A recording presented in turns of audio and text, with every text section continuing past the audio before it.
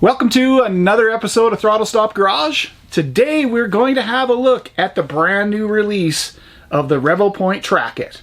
Stay tuned.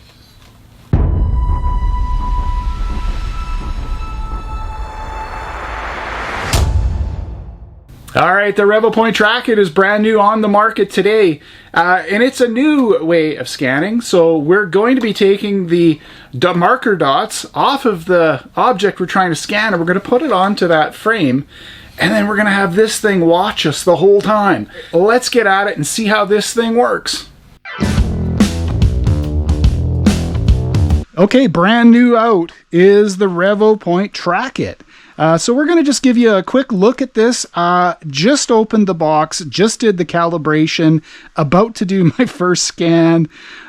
Fingers crossed, people, but I hope this goes well. The idea here is to move a few things around. So in past videos, you've seen me use markers on fenders. You've seen me scan the engine just using structured light. Now we're going to have a look at how this latest trick from Revopoint works, which is, it's kind of crazy, but just follow along for a second. We're going to take the best of all worlds. So we're going to do a crossed laser, right? So blue laser light that was producing great scans with nice stability with the Metro X. And we're then going to move the dots off of the feature and have the dots followed by that thing over there, which is watching me all the time. That's the literal tracker. So the tracker is doing the observing of the dots on the scanner itself, while the scanner scans the object. And I'm going to scan the same engine you just saw in the last video. I'm going to do it in real time, because I don't have a ton of time to make this video because this thing's brand new. We got to get the video out. And we're going to do it all, and you're just going to see how it works. That's all I can say. I've set everything up here on the computer just to have a look. So we're going to be doing crossed lines again here. No real problem. Same trick as I've done before. So I'll show you that we can adjust the exposure on the unit itself to make sure that we're optimally exposing the light. There you can see the laser light now being projected on that surface. We're going to scan starting at the cylinder head, and I'm just going to go down the side of the engine, and then we're going to take it into the computer. We're going to have a quick look at it. So let's have a look at how it all works. Same rule as before.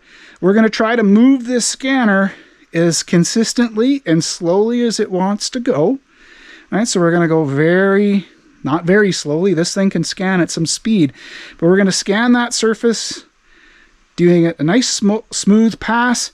If we have any errors or problems, we're going to pause. We're going to go back. We're going to correct those. But let's see how she works.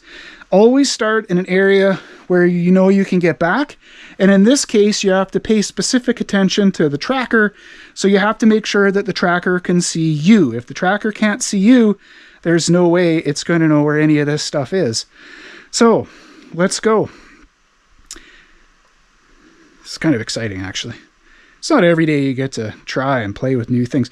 It's really reminiscent of the way the Metro X works, right? In terms of having it go, I'm too close, so it doesn't want that. We'll go to full screen mode here just so we can have a look at how it works. Again, if it's me and I'm doing this, I'm almost always looking at the screen. I'm almost never looking at the part. Like, I want to make sure I'm doing a good job. So where it's green means go. All right, so you've got enough points in those green areas to make it happen. In the blue areas, it's just starting to acquire a scan.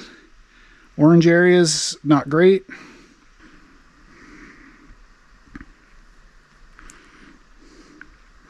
So I'm not even using, if you use the parallel lines, it's better for deep holes, but these are deep holes. And we're getting after it there. It's getting all the way down to the bottom of those holes, no problem. And they're, you know, whatever the distance a coil pack is. All right, so we're going to then shift. Try to move very smoothly. Get my distance locked in. So this is reminding me quite a lot of the Metro X. Like, I just don't get the stress of scanning with this thing. It's a tool. It's working the way I want tools to work. Just going to concentrate on filling these areas in a bit better.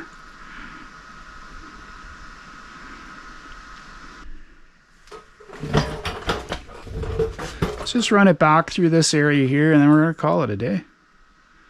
Close enough. Okay, and we're back, and this is the meshed model. So before I move it in and do a proper screen capture, I just thought I would show you sort of what I'm getting in the garage here. Before I get a really good look at it. I'm just so happy with this. It's unbelievable. So this is 1 hour from start to finish. So from the first time I touched that scanner until the completed scan, 1 hour. That's amazing. That's so much less time than doing it any other way. All right. So let's move this into the computer and just have a quick look at it. So all we're going to have time for today is just a quick look at that meshed model that we just produced in the garage. Now I've again switched over computers and we're going to have a look at the mesh. And I can tell you what I can see right away is this is pretty typical of that crossed blue laser light scanner, is it sort of gives this hashed look to everything, which is a pretty good sign that I'm going to need a few more points in that scan. But very impressed with the first go around. Again, I've only ever used the scanner one time. And these are things that you can settle out pretty easily here in the software.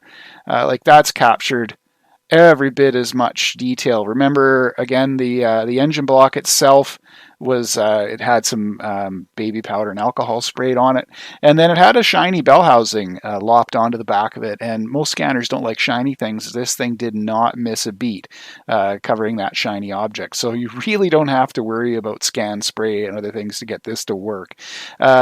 Very happy with the quality of the scan just at first blush. Some of the artifacts and things that you're seeing in here as we sort of get in and have a look at it are pretty easily touched up. Sometimes I do this in a more manual mode. I may go out and say rescan an object if I'm unhappy with that texture. But for the most part, I can just use the brush, and I'll take the brush size down a little bit. And this is just going to average out some of the look in here. So if I'm not happy with the crossed hair look or the cross-hatched look, I can easily remove it from this object. I can do it this way, and that way I can preserve the borders and boundaries and things that I want. Again, I think I can fix this up just with a little bit more time on the scan and a few more looks at the settings. Like I didn't have any time to look at any of the settings stuff, but I think you can see here that this is all corrected pretty. Like these are minuscule little differences. Easily smooth these out, leave the sharp edges where I want sharp edges, smooth around things. I mean, if that actually mattered. In terms of the accuracy of the scan, this is very fine and not really worth troubling about. Again, you can use the automatic mode to smooth the models, but just for a first quick scan, wow, that is absolutely brilliant. Okay, so let's cut it here, and we'll come back in a future video and go over some more of the scan settings and other things that have are going to make the TRACKIT an absolutely brilliant tool in my garage. Hey, I hope that's been helpful. That literally was the first scan that I did with the TRACKIT, right? Just got it a few weeks ago, only just got it set up the other day, and today was the first time we actually cracked it open, got it calibrated, and got it scanning. Instead of taking hours to do that scan of the engine scan, less than an hour. Never put a marker dot on it. Really happy with the quality. Anyway, have a look in the link down below for discount codes and other information about the channel. Don't forget, like, subscribe, do all that stuff. And hey, don't forget, keep your stick on the ice.